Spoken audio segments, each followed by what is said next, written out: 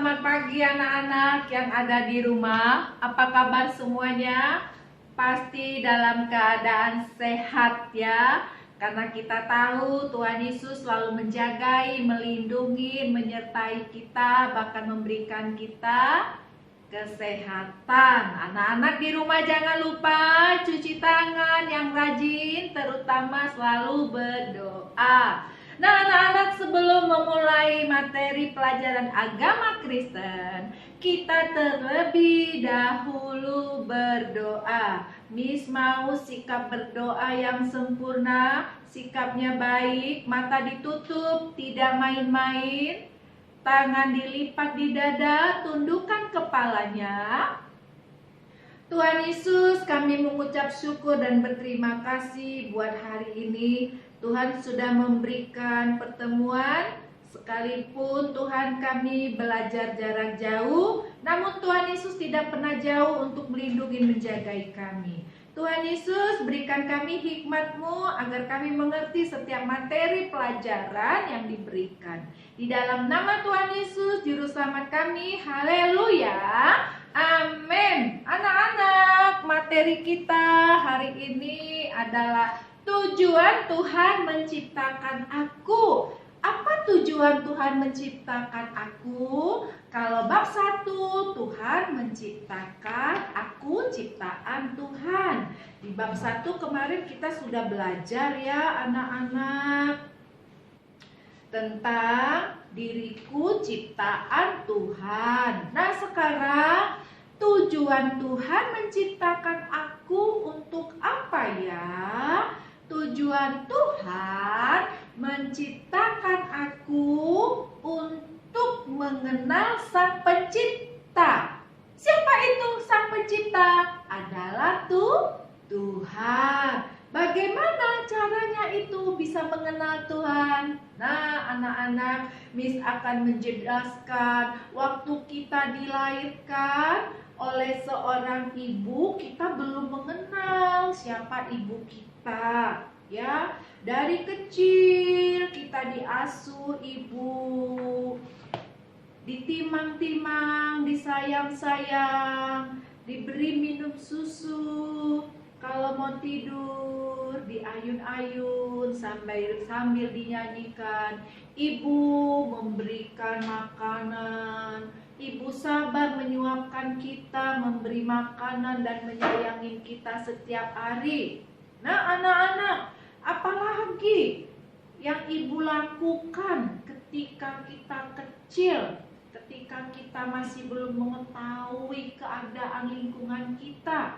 Ibu yang mengajariku berjalan. Nah anak-anak, kalau lihat gambar ini, anak-anak lihat seorang ibu yang mengajari anaknya berjalan. Ya anak-anak ya, setiap hari ibu selalu mengajari berbicara supaya kita bisa berjalan, supaya kita berbicara. Dan ayah juga mengajari berdoa. Setiap malam ayah mengajarin berdoa, dan keluarga kita juga keluarga yang cinta Tuhan. Ayah mengajak kita berdoa kepada Tuhan, dan ayah mendoakan nama kita. Contoh, Tuhan Yesus, saya berdoa buat anak saya yang bernama Catherine, agar bertumbuh dengan sehat dan dijagai oleh Tuhan. Nah, ayah kita, orang tua kita berdoa agar Tuhan memberkati anak-anaknya. Orang tua berdoa. Ayah membacakan Alkitab agar apa? Anak-anaknya mengerti pelajaran Alkitab, sejarah Alkitab. Karena di dalam Alkitab semua cerita tentang kebenaran. Nah, orang tua ingin sekali supaya anak-anaknya mengenal kebenaran. Dari Alkitab itu, anak-anak, di situ banyak tentang kebenaran dalam hidup. Sebagai orang tua yang beriman kepada Tuhan, memberikan pengajaran tentang Alkitab. Nah, ayah dan ibu juga mengajari kita bagaimana kita mengasihi teman, tidak membedakan teman, bagaimana kita bisa menyayangi tanpa perbedaan. Ya, anak-anak kita diajarin sama orang tua kita harus bersikap sopan kepada siapa saja. Nah, ketika kita bersalah sama teman, kita berkelahi sama teman, kita minta maaf atas kesalahan kita. Anak-anak, Tuhan senang kalau anak-anak minta maaf jika melakukan kesalahannya. Ya anak-anak ya, itulah anak-anak tujuan Tuhan menciptakan kita ini. Yang pertama Miss Santi sudah jelaskan ya, untuk kita mengenal siapa Tuhan kita dan bagaimana kita harus mentaati peraturan-peraturan yang ada di firman. Orang tua kita, ayah dan ibu lah yang mengajari kita hingga kita mengerti kebenaran firman Tuhan. Next, kedua, untuk menjadi sahabat Tuhan. Bagaimana menjadi sahabat Tuhan? Ketika kita menjadi sahabat Tuhan itu caranya kita rajin membaca Alkitab. Miss tadi sudah katakan, ketika kita rajin membaca Alkitab, di dalam Alkitab banyak kebenaran-kebenaran yang Tuhan berikan. Kita rajin juga berdoa. Itu namanya kita menjadi sahabat Tuhan. Menjadi sahabat Tuhan yaitu rajin membaca Alkitab dan rajinlah berdoa. Itu menjadi sahabat Tuhan. Ya anak-anak ya. Ada cerita anak-anak Abraham ini orangnya yang sangat setia, taat kepada Tuhan. Abraham ini baik, setia, rajin berdoa, taat dan patuh kepada Tuhan. Suatu saat Tuhan menghukum Sodom dan Gomora. Kenapa Tuhan menghukum Sodom dan Gomora dengan api?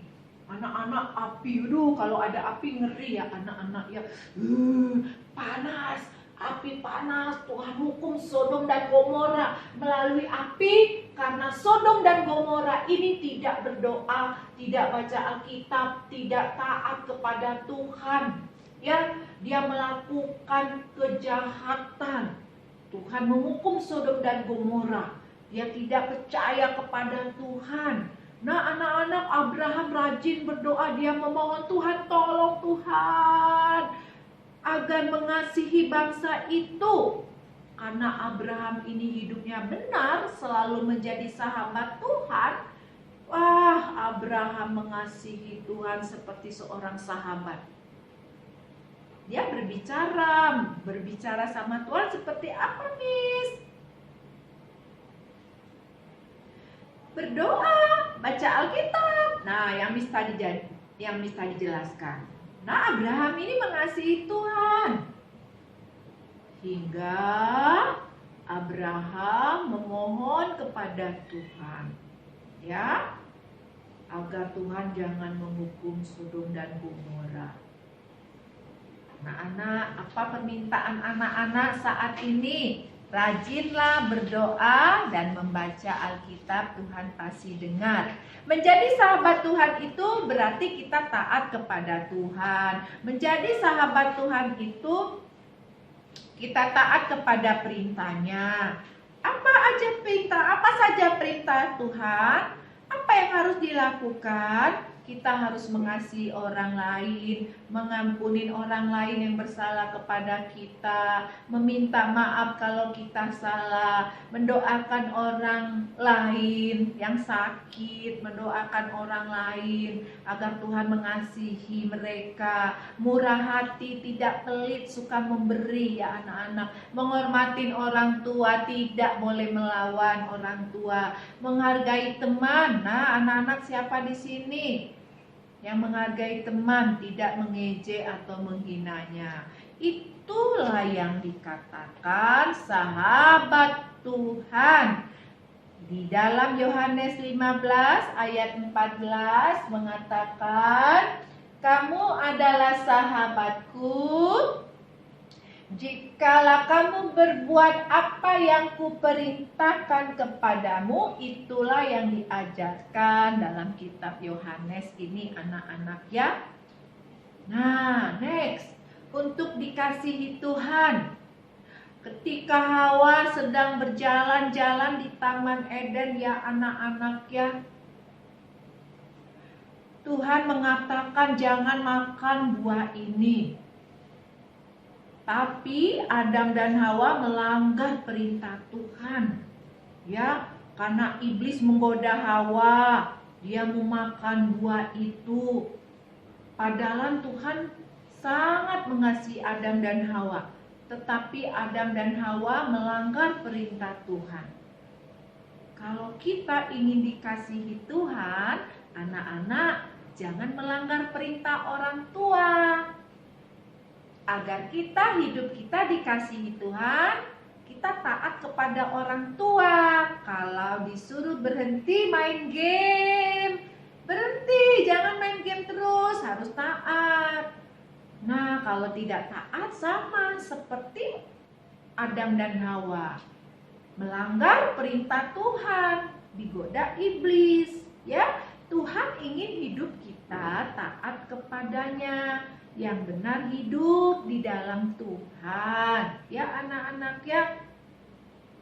Di dalam Yohanes 3 ayat 16, karena begitu besar kasih Tuhan akan dunia ini, maka sehingga ia telah mengaruniakan anaknya yang tunggal, supaya setiap orang yang percaya kepadanya tidak binasa, melainkan beroleh hidup yang kekal. Anak-anak, Miss Ati ingin Yohanes 3 ayat 16. Nanti semester kedua, Miss ingin anak-anak menghafal ketika kita semester 2, mau ke semester 2 ya. Yohanes 3 ayat 16. Usahakan kalau bisa menghafal, Miss kasih nilai yang terbaik. Nanti semester 2 ya anak-anak ya. Karena sebagai pegangan kita, anak-anak Tuhan, anak-anak yang taat, Yohanes 3 ayat 16. Itu adalah ayat yang paling istimewa. Nah anak-anak, siapa lagi yang dikasihi Tuhan? Yaitu Hana. Ya, anak-anak, Hana ini adalah ibu yang tidak mempunyai anak, tetapi dia berdoa terus hingga dia dikasihi Tuhan. Akhirnya Hana mempunyai anak yang bernama Samuel. Hana melahirkan anak seorang laki-laki yang diberi nama siapa? Samuel. Ya anak-anak ya. Karena apa? Karena Allah memuliakan Tuhan. Hana dikasihi Tuhan, anak Hana memuliakan Tuhan, dia berdoa hingga doanya dijawab. Tuhan karuniakan seorang anak laki-laki yang bernama Samuel ya anak-anak ya. Anak-anak mau dikasihi Tuhan, untuk kita dikasihi Tuhan, taatlah kepada orang tua. Demikianlah materi kita di dalam bab 2 ini, anak-anak. Sehat-sehat di rumah, jaga kebersihan, rajin cuci tangan. Jangan keluar rumah kalau tidak penting ya anak-anak, ibadah online di rumah saja. Ingat selalu berdoa. Ya anak-anak, mari kita tundukkan kepala. Tetap berdoa. Kalau berdoa Miss selalu katakan ya, tangan dilipat di dada, tundukkan kepala, matanya tertutup tidak terbuka. Yuk kita berdoa. Tuhan Yesus, kami mengucap syukur atas pertemuan ini, agar kami mengerti tujuan hidup kami yang Tuhan sudah ciptakan buat kami, yang Tuhan sudah berikan buat kami. Terima kasih Tuhan, kami mengucap syukur atas kebaikan-Mu. Lindungin kami dari segala mara bahaya virus COVID-19. Tuhan, biarlah ini cepat berlalu. Tuhan, kami bisa beraktivitas kembali. Mari Tuhan, keluarga kami Tuhan lindungi dan jagai, juga guru-guru kami. Mari Tuhan berikan kesehatan dan kekuatan serta umur yang panjang. Terima kasih Tuhan Yesus. Haleluya. Amin. Shalom anak-anak, demikian materi kita. Sampai jumpa. Tuhan Yesus memberkati. Dadah.